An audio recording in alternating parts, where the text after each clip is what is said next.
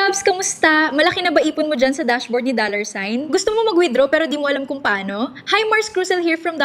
Ituturo ko sa'yo kung paano. At first, login ka syempre sa dashboard mo. Itong account na pinakita ko sa inyo ay isa sa mga multiple account ko.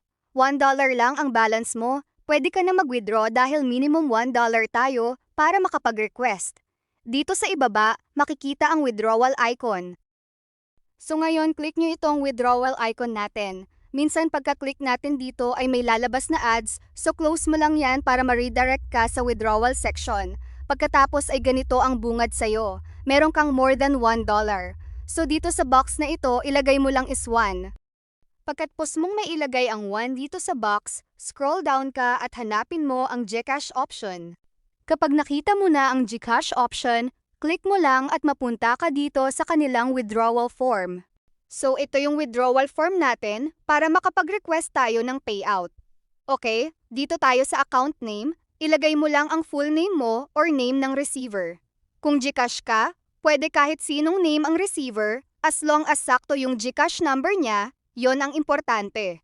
Ngayon, tapos na tayo dito sa account name, dito tayo sa bank account name. Unahin natin to dito sa box na ito, ilagay mo GCash or any bank account na meron ka, like BPI, BDO, Maribank, or Union Bank. So ngayon taops na tayo sa bank account name, dito naman tayo sa bank account number. Ngayon kung ang gamit mo sa bank account name ang GCash, ilagay mo dito yung GCash number.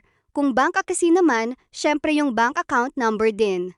Reminders lang, siguraduhing tama ang mga details lalo na sa numbers. Dito sa part na ito ay optional lang, kahit huwag nalagyan yung box, no worries yan, skip mo lang. Kapag tapos mo na ang tatlong ito, pwede mo nang i-click itong request withdrawal button natin, and after that, lalabas dyan ang successful transaction, so antayin mo na lang na papasok yan sa bank account mo. So ganun lang kadali mag-withdraw mga Labs, kaya ikaw, sumabay ka na para sabay na rin tayong kikita dito kay $. So yon lang, bye-bye!